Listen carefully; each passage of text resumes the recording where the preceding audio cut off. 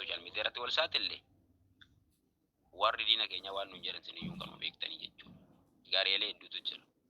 Garuu kaatittiin ijaaramte maqaa waraana bilisummaa Oromooti. Akeekni fi kaayyoon keelleen silaa akka mata duree mana keetii irratti barreeffattutti akeekumaaf kaayyoo adda bilisummaa Oromootti abaa woboon qabatee socho'uu jiru kana waan galmaan geessu yookaas immoo waan tarkaanfachiistu fakkaata. Ammoo keessoo keetti gaafa icciitii keessoo keetti gadi fageenyaan ilaallu kijiboota garaagaraa wantoota hedduutu sin keessa mul'achuutu jira. Maqaa jaallanii qoqqoodanii jaalla baluun waraanaa miti eenyuun abaluun maal jettanii maqaa jaallallee kakaastanii xiqqummaa jaallaniif warra kennuu jirtan hedduutu jira jechuudha.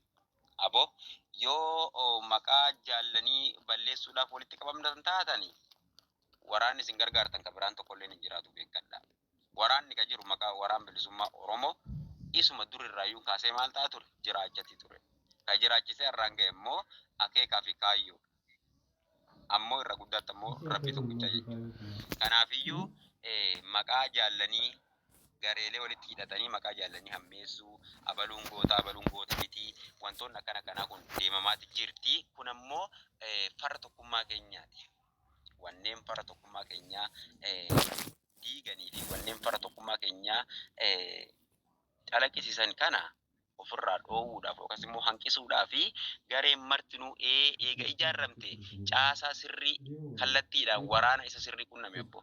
Caal jettee abbuma arge bakkuma arge keessa deemee waan ani maqaa waraana bilisummaa Oromooti jedhee uummata Oromoo lafatti iyyuu kasaamaa ture immoo deemtee ollaan irratti akkanumaan of ibsiniiti. Kallattiidhaan qaama qunnamuudha malte maal godhe qunname. Ammoo jaalleewwan asirratti illee na uffal jaatii Dr. Saamanii dhufee jaallan sin kaleessa isaa waraanaa miti jedhee warri maqaa nu balleessa turan hedduudumatu jira. Fakkeenyaaf amma jaarsa gammoojjii waraana iyyuu miti. Jaal garbii bultoolleen jaal bilisee tolasaalleen namoota hedduudhaaf gaa maqaa garaagaraa kennaati turtan ammoo waraana iyyuu miti warra jettanii warri guruupii hidhattanii jaallan kana maqaa hammeessaa fi xureessitee turtanii abboo Dr. Saamaa gaafadhaa waraan ta'u warra dhabu isaa isumarraa adda baafadhaa innummaan isin himuu danda'a waan ta'eef. Kanaan alatti dhimmi ati waraana ta'e waraana jettee lafinni waraana ta'uu dhiisuu danda'a beekadhu.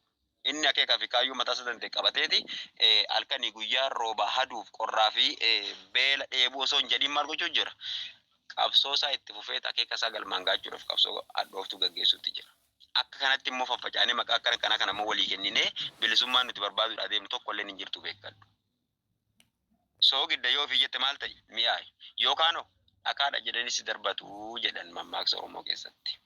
Kanaafiyyuu yoo maqaan kiyyaaf seenan kiyya haa tolu jette kootu obbo Jaarmiyaa isa haqaatii fi isa sirrii karaa qabsoon bilisummaa Oromoodhaa irra deemtu irratti hiriirii waliin hojjanna waliin kophaa keenya nulleen lollee lolchiisneet bilisummaa finna jechuutti hin jirru walumaan taanetti sinilleen kallattii keessan qaawwa duuchitan qabdanii qaawwa duuchuudhaan maltassan koota duuchaa nulleen gama keenyan immoo qaawwa duuchuudhaan malli karaa nuun danda'amuu fi waan gochuudhaan malli gochuudhumatti jirra waan ta'eef. Kanuman isiniin jechuu barbaada.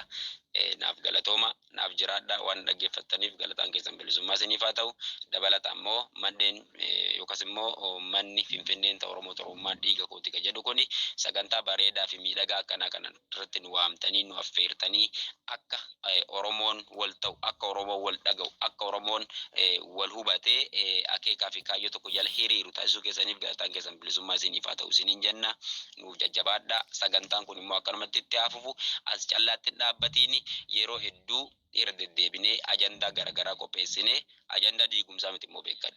Ajandaa ijaarumsaa qopheeffannee manoota garaagaraa irratti deemnee akka kanatti akka wal jajjabeessinu abdiin isinirraa qaba. Gamanumaan maqaa jaalleewwan dirree qabsootii fi mandhee utubaa qabsoo bilisummaa Oromootiin galatoomaan isiniin jedha nuuf jajjabaadha turtii gaarii qabaadha. Tole egaa hajaallan keenya yaadni keessa hedduu bareedaa fi waan dansaa hannan bo'umsu hanummata Oromoos tokkoomsu nuu kennuu keessaniif galatooma jenna. Itti aansuudhaan ayyaam Oromoo dhiifama biizii. Tole jaallan keenya kabajamoo fi jaalatamoo galatoomaa isiniin jenna. Egaa Oromtoota keenya qaarii fi gaggaarii yaa ilmaan Oromoodha kan siin dubbataa jiru kun dirree irra dhaabbatee kallattiin rasaasa qolachaa aduu qorra ho'a hunda dhandhamachaa beela garaan hidhachaa siin dubbachuu jira. Kan inni siin dubbachuu jiru kana akka rooba dhagatti roobee osoo hin taane sammuu kee keessatti seef godhiiti keessaa qaban haasa'u nam tokko haasa'e yeroo nam tokko haasa'u dhibbaan dhibbatti akka nam sun haasa'utti hin qabadha jechuu miti. Garuu what is the important just right jettee waan achi keessa jirtu dubbii importantiidha akka gaafa qorumsa yeroo fudhattu yookiin gaafa barnoota kee barattu bikka silaa qorumsa keessatti natti dhufa jettu biirii yookiin qalam diimaadhaan jala sarartu sanitti dubbii importantii keessa fudhu jala sarartu sammuutti qabadhuun dhaamsa kenna. Egaa jaallan kee kabajamoo fi jaalatamoo anaa dhufu isin hin jenne abbootii gadaa hawwalii siinqee akkasuma ilmaan Oromoo kutaalee ibil addunyaa garaagaraa irraa dhuftanii armanatti nu daawwachaa jirtan sagantaan keenya hin eegalan malee hin goolaban. Egaa kottaa waliin taanee imalli keenya gara Finfinnee isa jedhuun gabrummaa xumura itti haa goonuun akkuma itti dhufetti jira.